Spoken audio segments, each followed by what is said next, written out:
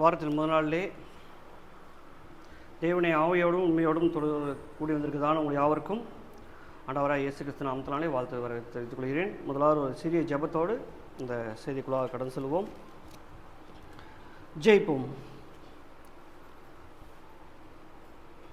ஒருவரும் சேரக்கூடாத ஒளியிலே வசம் செய்யதான் எங்கள் மெய்யான தேவனே, அன்பின் பிதாவே, இதோ இந்த வாரத்தின் முதல் நாள் காலை வேளையில் கொடுத்த அப்பனே,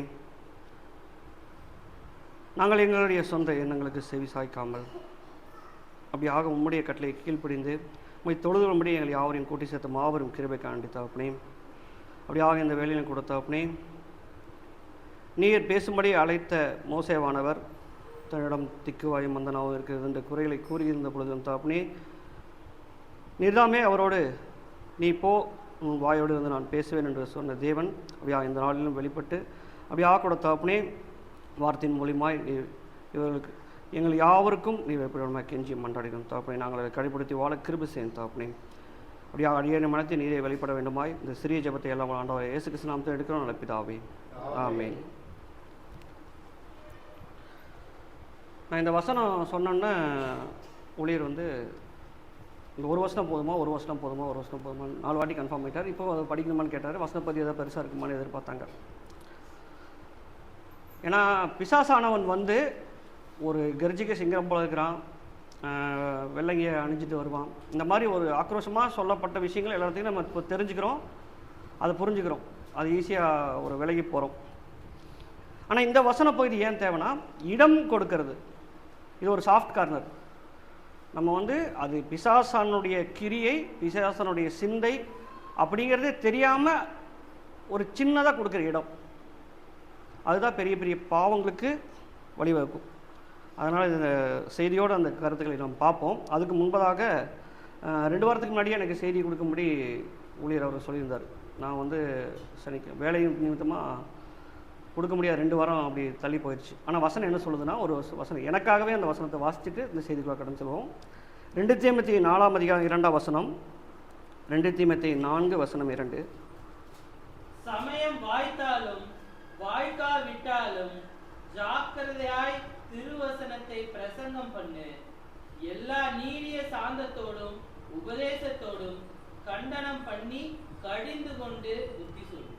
ஸோ வசனம் ஆரம்பிப்பது என்ன சொல்லுது? சமயம் வாய்த்தாலும் வாய்க்காவிட்டாலும். எல்லாத்துக்கும் நம்மளுக்கு நேரம் இருக்குது. இந்த பைபிளில் தேவனுடைய வார்த்தையை நம்மளுக்கு கேட்குறதுக்கு நேரம் இல்லை. நம்மளை மாற்றிக்க முயற்சி செய்யலாம். இப்பொழுது செய்திக்குள்ளே வந்துக்கலாம். கடந்த வாரத்தில் கோயம்புத்தூர் பகுதியில் 2 கொலைகள் நடந்து எல்லாரும் பார்த்துருப்பீங்க, கேள்விப்பட்டிருப்பீங்க. அதை கம்பேர் பண்ணிட்டு நம்ம அந்தளவுக்கு பாவங்கள் செய்யலை அப்படின்னு நம்மளை மேன்மை பாராட்டிக்க முடியாது. அந்த இன்சிடெண்ட்டு தான் இந்த ஒரு வசனப்பகுதி எடுக்கிறதுக்கு ஒரு காரணம். அதோட பேஸ் என்னென்னு, அந்த சம்பவத்தோட பேஸ் என்னென்னு பார்த்தீங்கன்னா, சின்ன சின்ன காரணங்கள் தான். ஒரு மூர்க்கத்தனம், மன்னிக்க முடியாத ஒரு தன்மை, அன்பு இல்லை, இந்த மாதிரி சின்ன சின்ன காரணங்கள் தான் அவ்வளோ பெரிய கிரியையை வெளிப்படுத்துறதுக்கு ஒரு ஆரம்ப புள்ளியாக இருக்குது.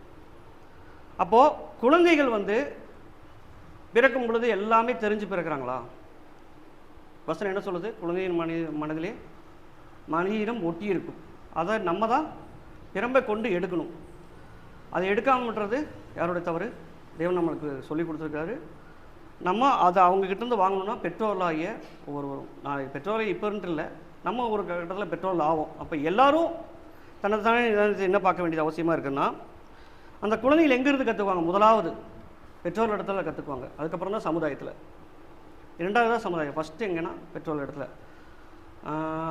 ஒரு 6 மாத குழந்தை வரைக்கும் வச்சுக்கோங்க.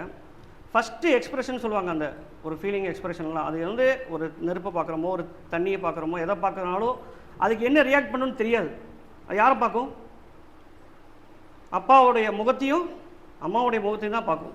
இவங்க இதுக்கு எப்படி ரியாக்ட் பண்ணுறாங்க, இதுக்கு நம்ம எப்படி ரியாக்ட் பண்ணணும் அப்படின்னு குழந்தைகள் சிறு வயதுலேருந்து எங்கே கற்றுக்குறாங்கன்னா பெற்றோர்கிட்ட தான் கற்றுக்குறாங்க. இப்போ கற்றுக்குறாங்கன்னா நம்ம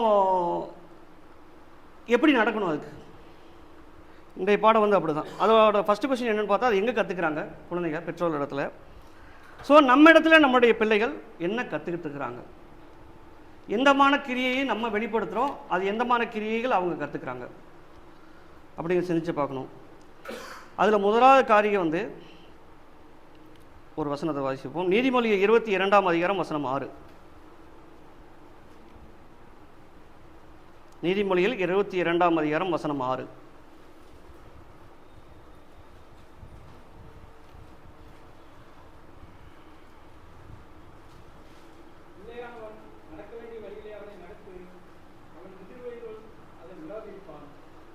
ஸோ எல்லாத்துக்கும் பெற்றோர்களை நம்மளுக்கு கொடுக்கப்பட்டிருக்க ஒரு கமெண்ட்மெண்ட் என்ன, நடத்த வேண்டிய வழியிலே அவனை நடத்து. நீ இதை செய் அப்படின்னு சொல்லிட்டு நம்ம செய்யாமல் இருந்தால் செய்வாங்களா அவங்க? நடத்துறதுனா எப்படி? சின்ன வயசில் ஒரு 2 வயசு வரைக்கும் நம்ம பல்லு விளக்கி விட்டுருப்போம். அதுக்கப்புறம் அவங்களையும் நம்ம ப்ரெஷ் பண்ண சொல்லுவோம். டெய்லி நம்மளை பார்ப்பாங்க, நம்ம ப்ரெஷ் பண்ணுறோமா, அதை பார்த்தா அந்த குழந்தைகள் பண்ணும். ஸோ நடத்த வேண்டிய விதத்தில் அவனை நடத்தணும்னா நம்ம என்ன பண்ணணும்? அதே மாதிரி கடைப்பிடிக்கணும், ஃபாலோ பண்ணணும். அப்போ தான் அந்த குழந்தையை பார்த்து அதை பண்ணணும், அதை பழக்கணும். பழக்கங்கிறது உங்களுக்கு புரியும்படி சொன்னால், ஒரு பயிற்சியாளர் இருக்கிறாருன்னா எப்படி பயிற்சியாளர் ஒன்றுமே தெரியாமல், ஒரு ஸ்போர்ட்ஸ் இருக்கிறாங்க, ஒரு பேட்மிண்டன் சொல்லித் தராங்க, எதுவுமே தெரியாதவங்க ஒரு மாஸ்டர் ஆகிட முடியுமா? பயிற்சியாளர் ஆகிட முடியுமா? அவன் அது எல்லாமே தெரிஞ்சிருக்கணும்.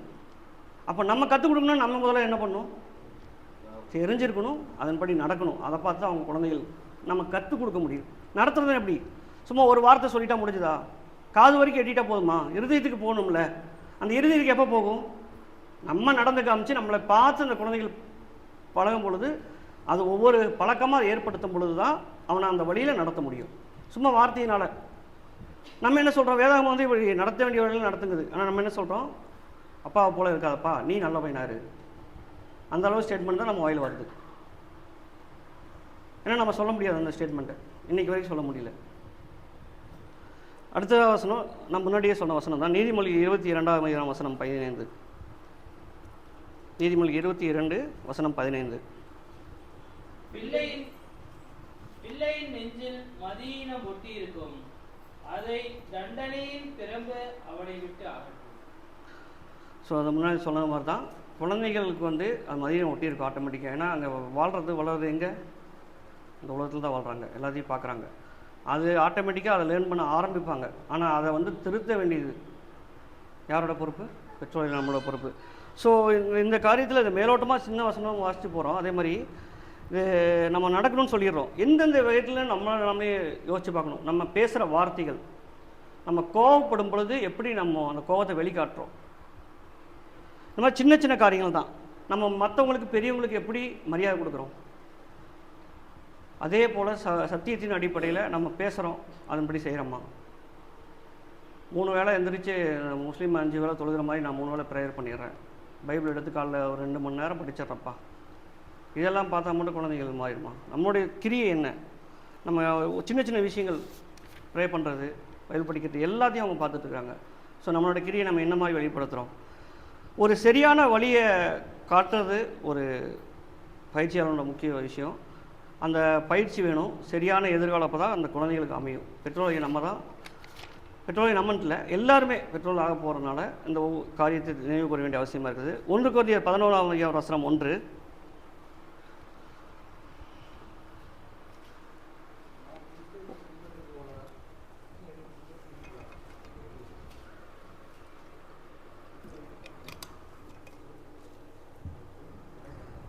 அதுதாங்க, நான் கிறிஸ்துவை பின்பற்றுறது போல நீங்கள் என்னை பின்பற்றுங்கள். நம்ம எல்லாம் கிறிஸ்தவர்கள்னு சொல்லிக்கிறோம். கிறிஸ்தவர்கள் எதுக்கு பேர் வந்துச்சு? நம்ம ஃபாலோவர் ஆஃப் கிரைஸ்ட், அதுதான் நம்ம கிறிஸ்தவங்க பேர் வந்துச்சு. அவர் வந்து வந்ததான நோக்கத்தை முடிச்சிட்டாரு. நான் எப்படி ஃபாலோ பண்ணணும்னா என்ன, நான் ஃபாலோ பண்ண பேட்டர்ன் நீங்கள் ஃபாலோ பண்ணுங்கன்னு சொல்கிற அளவுக்கு ஒரு ஸ்டேட்மெண்ட் கொடுத்துருக்காங்க. நம்ம வந்து அந்த ஸ்டேட்மெண்ட்டை பிள்ளைங்கிட்ட சொல்ல முடியுமா? ஏன்னா நம்ம சொல்லிக்கிற கிறிஸ்தவர்கள்னு சொல்கிறோம், பைபிள் படிக்கிறோம், ஜெபம் பண்ணுறோம், எல்லாமே பண்ணுறோம்.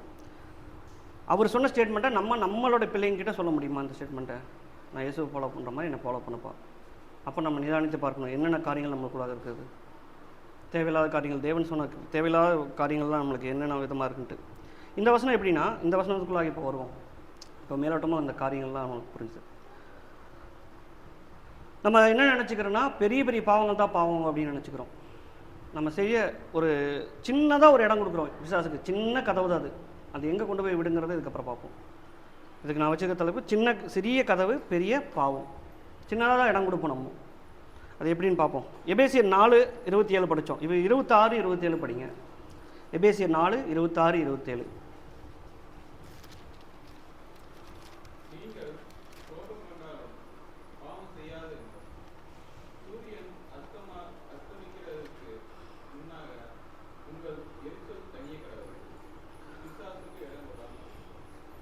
ஸோ இந்த வசனத்தை வாசித்து பார்க்கும்பொழுது, நீங்கள் கோபம் கொண்டாலும் பாவம் செய்யாதிருங்கள். அப்போ எல்லாம் கோவப்படுற நம்ம எல்லாத்துக்கும் என்ன ஒரு ஸ்டேட்மெண்ட் முன்னாடி வச்சுறோம், நம்ம பாவம் செய்யறதில்ல, கோவம் மட்டும்தான் படுறேன் அப்படிங்கிற ஸ்டேட்மெண்ட் தான் கோவப்படுற எல்லாரும் நம்ம முன்னாடி வைக்கிறோம்.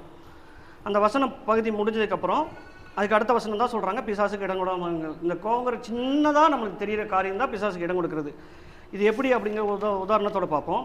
ஆதியாகமம் 4ஆம் அதிகாரம் வசனம் 5. ஆதியாகமம் 4ஆம் அதிகாரம் வசனம் 5.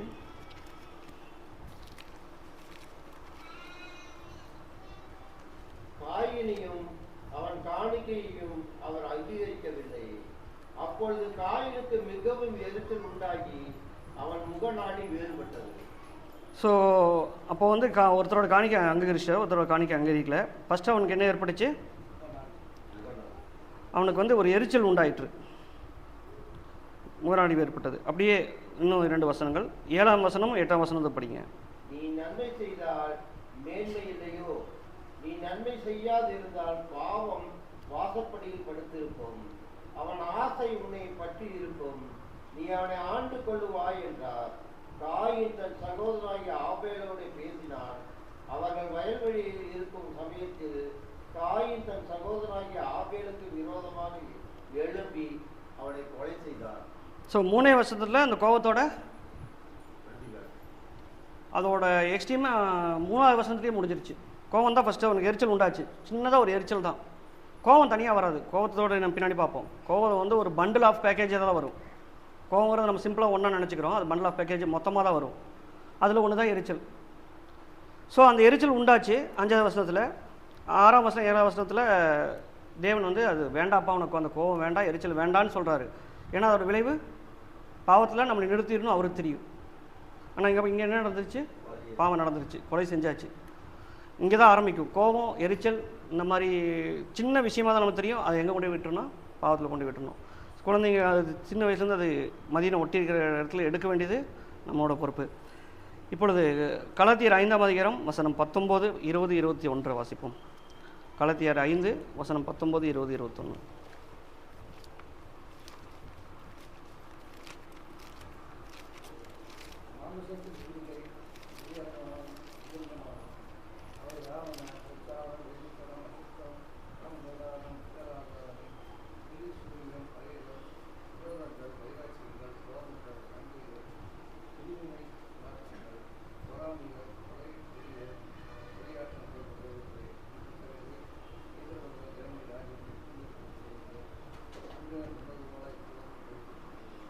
ஸோ இந்த 20ஆம் வசனத்தை கவனித்து பாருங்கள். பகைகள், விரோதங்கள், வைராக்கியங்கள், கோபங்கள், சண்டைகள், பிரிவினைகள், இது எல்லாம் எங்கே இன்டர்லிங்க் பண்ணுது? பாவத்தை இன்டர்லிங்க் பண்ணுது. ஆனால் எதனால இது எல்லாம் இந்த இடத்துல பார்த்தீங்கன்னா கோபம். அந்த கோபத்தினால தான் இதெல்லாம் நடக்குது. கோபங்கிற ஒரு காரியம்தான். கோபம் வந்தால் தான் சண்டை வருது, கோபம் வந்தால் தான் அந்த இடத்துல பிரிவினை வருது, கோபம் வந்தால் தான் விரோதம் வருது, வைராக்கியம் வருது. பில்லி சூனியம் வைக்கிற அளவுக்கு போகிறோன்னா எங்கே? அந்த ஃபஸ்ட்டு ஏற்படுற எரிச்சலோட கோபம் உண்டாகிறது. நம்ம அந்த சிம்பிளாக சின்னதாக நம்ம கோவப்படுறோம் குழந்தைங்கிட்ட. அடுத்த ஜென்ரேஷன் என்ன பண்ணுது? அடுத்து அவங்க நம்மளை பார்த்து கற்றுக்கிறவங்க கோவத்தில் அடித்தாலும் தப்பு இல்லை அப்படிங்கிற இடத்துக்கு அவங்க நகருவாங்க. அப்படியே கடத்தி கொண்டு போகிறது தான். அப்போ அந்த கோவத்தில் எங்கே ஸ்டாப் பண்ணும்? ஃபஸ்ட்டு எரிச்சல் உண்டாகும் போது தேவன் வேண்டான்னு சொன்னாரா? அந்த இடத்தையே அதை நிறுத்திக்கணும். ஏன்னா நம்ம முன்னாடியே வாசித்த வசனமே என்ன சொல்லுது? எபேசியர் 4:26 படி கோவம்னாலும் பாவம் செய்யாதுங்க. எரிச்சல் எப்போக்குள்ள உங்களுக்கு அடங்கிடணும்? சாயந்தரத்துக்குள்ளே. கோவப்பட்டுறீங்க, கோவப்படவே வேண்டாங்கிறாரு. பட்டுட்டா ஒரு வேலை ஈவினிங்குள்ளே அதை மறந்துடணும். அதை விட்டு திங்க் பண்ணிகிட்டே இருந்தால் அந்த நடந்த விஷயங்கள், கோவப்பட்ட இன்சிடென்ட்டே திரும்ப மனசில் ஓட்டிகிட்டே இருந்தால் என்ன நடக்கும்? இந்த வசன பதில் நம்ம வாசித்தோம், அது எல்லாமே நடக்கும். பின்னாடி ஒன்றா நான் சொன்ன மாதிரி பண்டில் ஆஃப் பேக்கேஜ் வரும். என்ன வரும்? கோபம் வரும், எரிச்சல் உண்டாகும், எரிச்சல் வந்தால் சண்டை வரும், சண்டை வந்தால் பகை, பொறாமை, பாவம். இந்த பாவத்துக்கு முன்னாடி நான் இந்த லிஸ்டிங் இப்படி போட்டிருக்கேன். கோபம், எரிச்சல், சண்டை, பகை, பொறாமை, பாவம். அந்த பாவத்துக்கு முன்னாடி என்ன போட்டிருக்கிறேன்? பொறாமை. 2 வசனங்கள் வாசிப்போம். பொறாமை வந்து சின்ன விஷயம் நம்ம நினைப்போம். அது எந்த அளவுக்கு எக்ஸ்ட்ரீமான ஒரு காரியங்கிறத ஒரு 2 வசன பகுதியில் வாசித்து பார்ப்போம். நீதிமொழிகள் வசனம் அதிகாரம் 14 வசனம் 30. நீதிமொழிகள் 14ஆம் அதிகாரம் 30ஆம் வசனம்.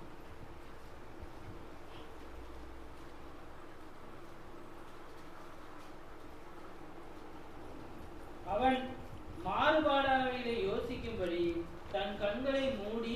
நீதிமொழி 14 30ங்களா? 14 14.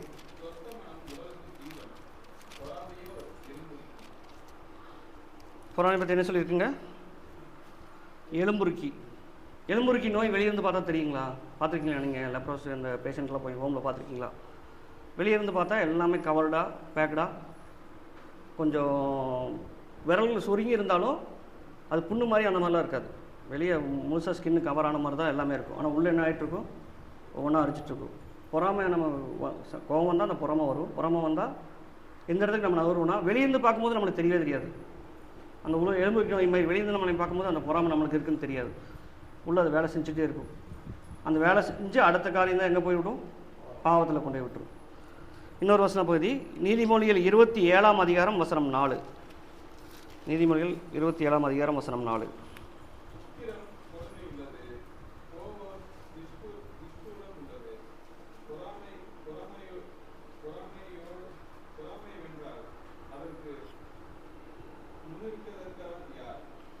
ஸோ உக்கிரத்தை பற்றி சொல்லி கோபத்தை பற்றி சொல்லி 3ஆவது என்ன சொல்கிறாரு? பொறாமையோ வென்றால் அதற்கு முன் நிற்கத்தக்கவன் யார்? பொறாமைக்கு ஆப்போசிட்டாக நம்ம யாருமே எதுவுமே செய்ய முடியாது. ஸோ கோபம் ஃபஸ்ட்டு நம்ம இடம் கொடுத்தோம்னா, பிசாசுக்கு இடம் கொடுத்தோம்னா சின்ன காரியம் தான், சின்ன கோபம் தான், சின்ன எரிச்சல் தான். அதுக்கு அப்படியே நம்ம டெவலப் ஆகி நம்மளுக்குள்ளாக எரிச்சல் உண்டாக்கும், சண்டை உண்டாக்கும், பகை உண்டாக்கும், பொறாமை உண்டாக்கும். அதுக்கு அர்த்தம் பாவத்தில் கொண்டு போய் விட்டுரும். இப்போ நம்ம வந்து ஃபஸ்ட்டு பாயிண்ட் பார்த்தோம், குழந்தை நம்மகிட்ட இருந்து கற்றுக்குதுன்னு. நம்ம எந்த மாதிரி நடக்கணும்னு பார்த்துட்டோம். இங்கே இருக்கிற இந்த 2வது பாயிண்டில் இருக்கிற பிரச்சனை என்னென்னா, நம்ம என்னென்ன விஷயத்தில் அவங்களுக்கு முன்மாதிரியாக இருக்க தவறுங்கிறத இப்போ பார்த்துட்டு இருந்தோம். சின்ன நம்ம இடம் கொடுக்கறது தான் பெரிய பாவத்தில் கொண்டு போய் விட்டுறது. இப்போ பிசாசுக்கு இடம் கொடுக்காங்களும் இருங்கன்ட்டு பேதுருவானவர் வந்து இயேசுவோடு இருக்கிறார். எல்லா டைம்லேயும் அவர் பண்ண அற்புதங்கள் அடையாளங்கள் எல்லா டைம்லேயும் கூட இருக்கிறார். அவர் வந்து ஒரு வார்த்தை சொல்கிறாரு, தேவனுக்கு பிரியமுண்டாகாத வார்த்தை ஒன்று சொல்கிறாரு. உடனே இயேசுவான என்ன சொல்கிறாரு? அப்பாலே போ சாத்தானே. ஏன்னா நான் ஃபஸ்ட்டு ஸ்டார்டிங்கில் செய்தி ஆரம்பிக்கும்போது சொன்னேன், கெர்ச்சிக்கு சிங்கம் போல் இருக்கிறான், வெள்ளை அங்கேயும் அணிஞ்சிட்டு வருவான்னு நம்ம சொல்லும்போது நான் ஜாக்கிரதையாக இருந்துருவோம். நம்ம பெற்றோர்கள், நம்மளுடைய பிள்ளைகள், நம்மளுடைய உடன்பிறப்புகள், இல்லை சொந்தக்காரங்க, ஆஃபீஸில் இருக்கிறவங்க, இவங்க மூலிமா வெளிப்படுற சின்ன சின்ன காரியங்கள், தேவனுக்கு விரோதமான காரியங்களை நம்ம கண்டறிஞ்சு அப்போஸ் பண்ண முடியாது. ஆனால் இயேசுவானவர் என்ன பண்ணியிருக்கிறாரு? பேதுரு நம்மளோட இந்த 12 அப்போஸ்தலர்கள் தான், நம்மளோட சீசன் தான், எல்லாமே தெரியும். ஆனால் அவனோட சிந்தை என்னவா இருக்குது? அது சாத்தானுக்கு உரியவர்களாக இருக்குது, தேவனுக்கு பிரியம் உண்டாகதா இல்லை. ஸோ நம்ம வந்து தேர்வுநாள வசனத்து இருந்தால் மட்டும் பத்தாது. எதெல்லாம் சாத்தானுடைய காரியம், அது சின்ன காரியமாக இருக்கலாம் நம்ம இடத்துல, அது இன்றைக்கி சின்னதாக இருக்கலாம், நாளைக்கு அது எங்கே கொண்டு விடும்? பாவத்தில் தான் கொண்டு விடும். நம்ம பாவம் செய்கிறது மட்டும் இல்லாமல் நம்ம என்ன பண்ணுறோம்? நம்மளுடைய பிள்ளைகள், நம்மளுடைய அடுத்த தலைமுறை வரைக்கும், அதுக்கடுத்த தலைமுறை வரைக்கும் போயிட்டே இருக்கும் அந்த பாவங்கள். ஆனால் வேதாக வசனங்கள் வந்து நம்மளுக்கு என்ன சொல்லுகிறது? உபாகமம் 6ஆம் அதிகாரம் வசனம் 6 மற்றும் 7.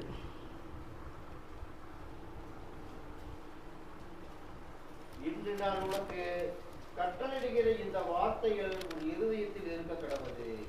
நீ அவைகளை உன் பிள்ளைகளுக்கு கருத்தாய் போதித்து, நீ உன் வீட்டில் உட்கார்ந்திருக்கிற போதும், வழியில் நடந்திருக்கிற போதும், படுத்துக் கொள்ளுகிற போதும், எழுந்திருக்கிற போதும் அவைகளை குறித்து பேசி.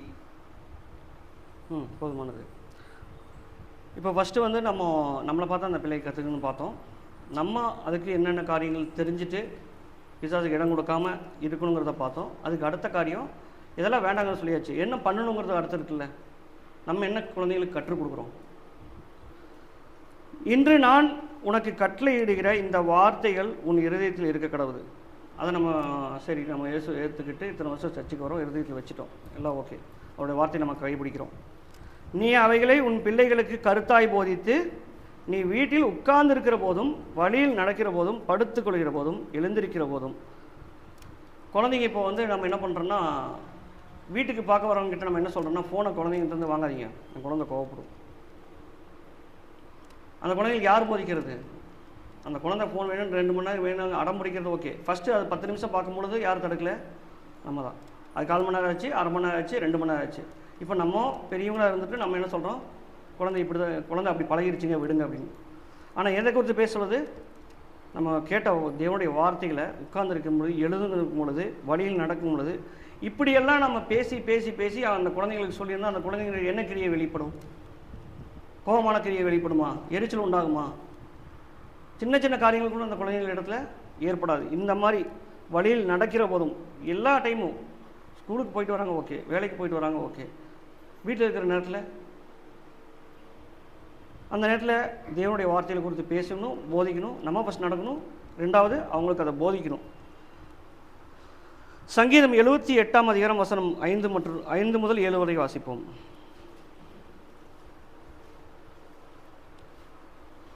சங்கீதம் 78ஆம் அதிகாரம் வசனம் 5 முதல் 7.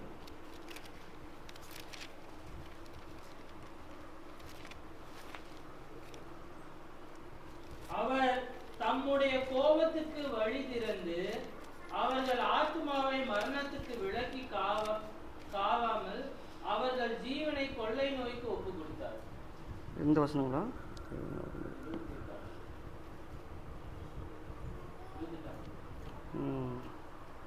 ஒரு நிமிஷம் வசனம் 10 மினிட் கன்ஃபார்ம் பண்ணிக்கிறேன்.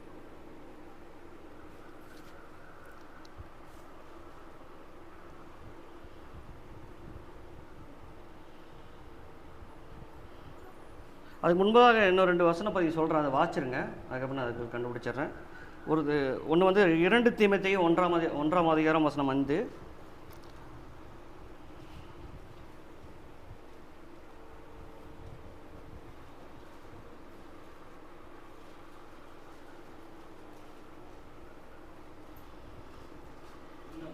ஆமாங்க. அந்த விசுவாசம் முந்தி உன் பாட்டியாகிய லோவிசாளுக்குள்ளும் உன் தாயாகிய ஐனிகேயாளுக்குள்ளும் நிலைத்திருந்தது, அது உனக்குள்ளும் நிலைத்திருக்கிறது என்று நிச்சயித்திருக்கிறேன். சார் அதை தொடர்ந்து இன்னொரு வசன பகுதி, அதே 2 தீமோத்தேயு 3ஆம் அதிகாரம் 14-15 வசனங்கள்.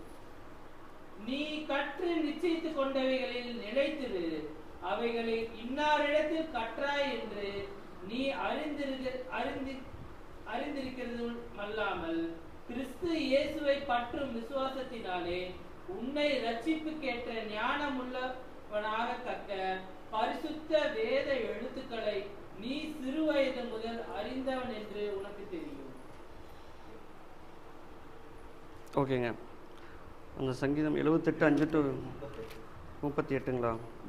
இது வந்து என்னென்னா என்ன வசன பதின்னு சொல்லிடுறேன் உங்களுக்கு. நம்ம இடத்துல கற்றுக்கிட்டு வந்து பிள்ளைகளுக்கு மட்டும் இல்லாமல் தலைமுறைக்கும் அதை கடத்தி அதை போதிக்கணும் அப்படிங்கிறதான வசப்பகுதி.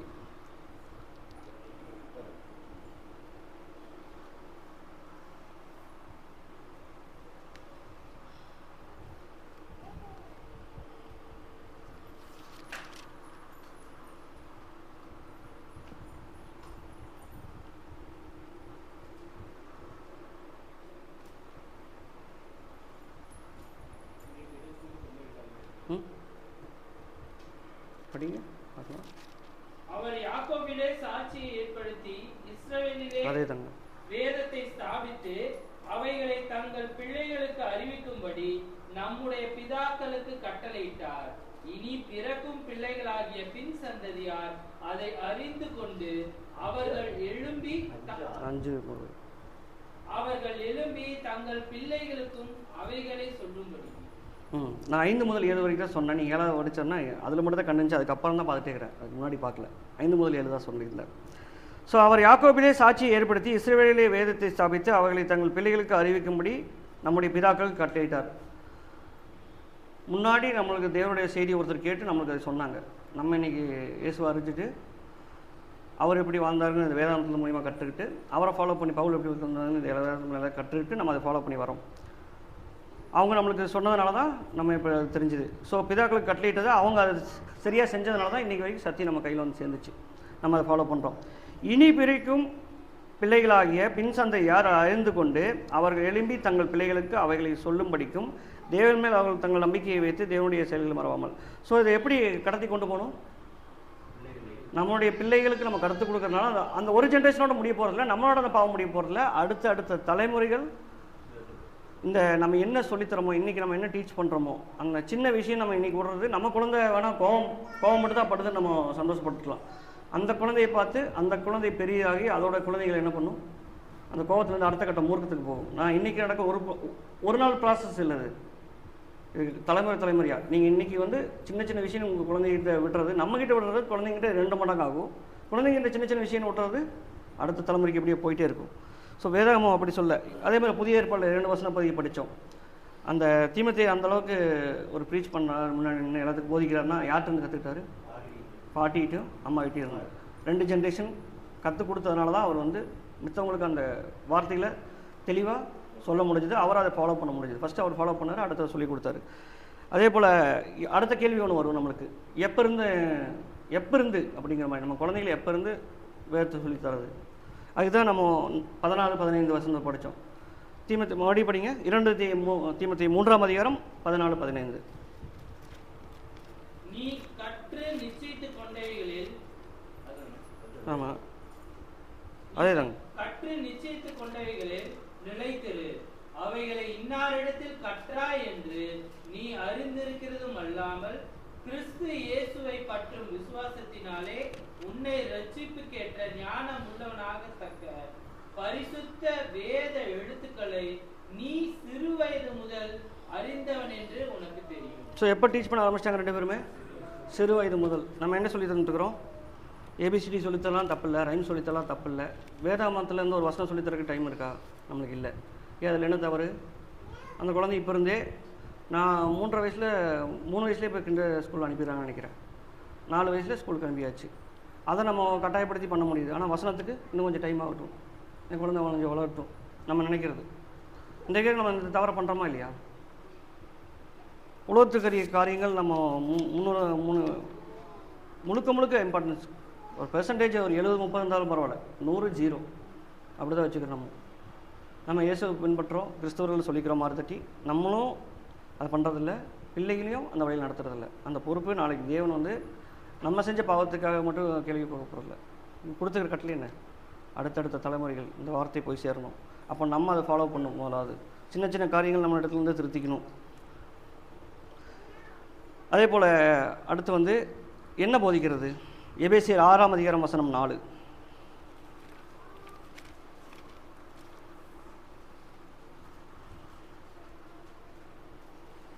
ஆறாம் அதிகாரம் வசனம் 4 இல்லைங்க, 6ஆம் அதிகாரம் வசனம் 4 எபேசியர். பிதாக்களே, நீங்களும் உங்கள் பிள்ளைகளை கோபப்படுத்தாமல் கர்த்தருக்கு ஏற்ற சிக்ஷையிலும் போதனையிலும் அவர்களை வளர்த்தீர்களாக. ஸோ நாளைக்கு அந்த பாவத்தில் போய் அவங்க நிற்பாத வரைக்கும் என்னென்ன எதில் வளர்த்துனவங்கள? கர்த்தருக்கேற்ற சிக்ஷையிலும் போதனையிலும் ஸோ அவர்களை வளர்ப்பீர்களாக. ஸோ இந்த கட்டளை நம்மளுக்கு கொடுக்கப்பட்டிருக்கிறது. உலகத்துக்குரிய காரியங்கள் நம்ம நிறையா டீச் பண்ணலாம், சொல்லிக் கொடுக்கலாம். அவங்க வந்து நாளைக்கு பெரியவர்களாகி வளர்ந்து சம்பாரித்து அவங்கள பார்த்துக்கிறதுக்கு நம்ம எல்லாம் பாடுபடுற எல்லாம் ஓகே. ஆனால் அவங்க தேவனுக்கு பயந்தவர்களா, தேவனுடைய வசனத்தை சிறு வயதுலேருந்து கேட்டிருந்தால் தான் அவங்க முதிர் வயதிலும் பற்றி கொண்டு இருப்பாங்க. நம்ம கற்றுக் கொடுக்கறது வந்து டைம் லேட் பண்ணால் அது கற்றுக்காது. ஊரில் பழமொழியை சொல்லுவாங்க, 5 வளையாது 50 வளையாது. நம்ம என்ன தான் ட்ரை பண்ணால் அது வளையாது. ஸோ சிறு வயது முதலே அந்த குழந்தைகளை தேவனுடைய வார்த்தைகளை அதுக்காக மட்டும் நம்ம அது என்ன சொல்கிறது, கற்றுக் கொடுக்குறதுக்காக மட்டும் நம்ம மேல் வேஷம் போட்டாலும் அது குழந்தைங்களுக்கு தெரியும். நம்ம முதன்படி தேவனுடைய வார்த்தைகளின்படி நடக்கணும். நீங்கள் நான் பவுலன்னு சொன்னது போல் கிறிஸ்துவை நான் எப்படி பின்பற்றணும் அந்த மாதிரி என்னை பின்பற்றுங்கன்னு நம்ம பிள்ளைகிட்ட சொல்லணும். அந்த மாதிரி இருக்கணும் நம்ம. இப்போ இந்த இடத்துல நம்ம யோசித்து பார்க்கலாம், ஏன் பிள்ளைகளை என்னிடத்துலேருந்து என்ன கற்றுக்கொள்ளுது? தேவனை அதிகமாக கற்றுக்கொள்ளுதா, இல்லை உலகத்தை அதிகமாக கற்றுக்கொள்ளுதா? தீமோத்தேயு அந்தளவுக்கு வளர்ந்ததுக்கான காரணம் என்ன? பாட்டியும் தாயும் அதை நடக்கும் பொழுது, உட்கார்ந்திருக்கும் பொழுது, படுத்திருக்கும் பொழுது எல்லா டைமும் அதை குறித்து பேசினாங்க. வாரத்தில் ஒரு நாள் சர்ச்சுக்கு போயிட்டு வந்துட்டோம், அங்கே 2 மணி நேரம் சொல்லிக் கொடுத்தாங்க, 1 மணி நேரம் சொல்லிக் கொடுத்தாங்க. என் குழந்தைக்கு போதுமானதுன்னு வேதாம சொல்ல. எல்லா டைமும் நீங்கள் சொன்னி சிறு வயதுலேருந்து வளர்த்தீங்கன்னா தான் அந்த சிறியது கூட. நான் முன்ன சொன்னது போல் இயேசுவானவர் வந்து பேதுருவை அவருடைய வார்த்தையின் மூலம் எப்படி கண்டறிந்தாரோ அந்த அளவுக்கு நம்மளுடைய பிள்ளைகள் சத்தியத்துக்குள்ளாக வளர முடியும். பிசாசுக்கு இடம் கொடுக்காம அவங்க இருக்க முடியும். இப்போ வந்து நம்ம முன்னாடி ஒரு சினாரியை பார்த்தோம், அவங்க கொலைகள் செய்தாங்க. நம்ம அவங்கள கம்பேர் பண்ணுறதுக்காகலாம் இல்லை, அது அந்த விஷயங்கள். நம்மளுடைய பிள்ளைகள் எந்தெந்த இடத்துலாம் பிசாசுக்கு இடம் கொடுக்குறாங்க, சின்ன சின்ன இடமா இருக்கலாம், அதை கண்டறிய வேண்டியது நம்மளுடைய வேலை. முதல் நம்ம அதை கண்டறியணும், நம்ம வாழ்க்கையில் அதை மாற்றணும். இரண்டாவது, பிள்ளைகள் என்னென்ன பண்ணுறாங்க, அவங்க பிசாசுக்கு எங்கெல்லாம் இடம் கொடுக்குறாங்க, சின்ன சின்ன காரியங்களாக இருக்கலாம், அது உங்களுக்கு சின்னதாக தெரியல இன்றைக்கி. அதை வந்து வசனம் அப்படியே விட்டுட்டு போக சொல்ல. வசனம் தெளிவாக என்ன சொல்லுதுன்னா, சிறு வயதில் அந்த குழந்தைக்கு நெஞ்சில் மதியம் ஒட்டி இருக்கும், அது பெருமையின் எடுத்து கையாளுறது ஓகே. அதுக்கடுத்து சிறு வயதிலிருந்து வசனம் போதிக்கப்படணும். நிறைய உதாரணம் பார்த்தோம். இதன்படி நம்மளுக்கு கொடுக்கப்பட்ட கட்டளையின்படி நம் வரக்கூடிய காலங்களிலே நம்ம தேவனுக்கு ஏற்றங்களை செய்து அவர்களுக்கு முன்பாக வாழுவோம். அவர்களை தேவனுக்கு பிரியமுண்டாக வாழ்வுகளாய் மாற்ற வேண்டியது ஒவ்வொருடைய கடமை. தாழ்மையாக கேட்டவங்க அனைவருக்கும் தேவன் சார் நன்றி செய்து கொள்கிறேன்.